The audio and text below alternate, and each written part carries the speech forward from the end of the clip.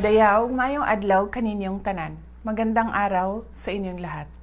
Nakikiisa ako sa sambayanang Pilipino sa pagdarasal, pag-aayuno at pagbubukas ng ating puso ngayong Semana Santa. Ito ay mahalagang pagkakataon upang pagnilayan natin ang banal na pag-aalay ng buhay ni Jesus upang iligtas tayo sa ating mga kasalanan. Magsilbisa ng ilaw sa atin ang sakripisyo ni Jesus at patatagin natin ang ating pananampalataya sa mga panahong tayo ay nagiging mahina, nawawalan ng pag-asa o punong-puno ng pasanin, galit at mga hangaring lumaban sa ating kapwa.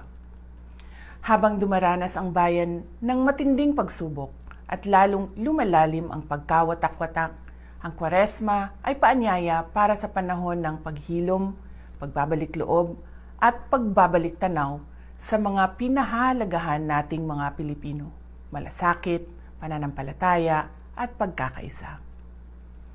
Tularan sana natin ang pagmamahal ni Jesus sa atin. Ituro ito, palaganapin ito, at gamitin ito sa ating pagsusulong at pagpapalakas ng mga komunidad na nananampalataya, nagsisilbi sa kapwa at sa bayan. Manalig tayo, magkaisa tayo, malalampasan natin ang dilim. God save the Philippines. Ang lahat ng ginagawa natin ay para sa Diyos, sa bayan, at sa bawat pamilyang Pilipino. Syukran.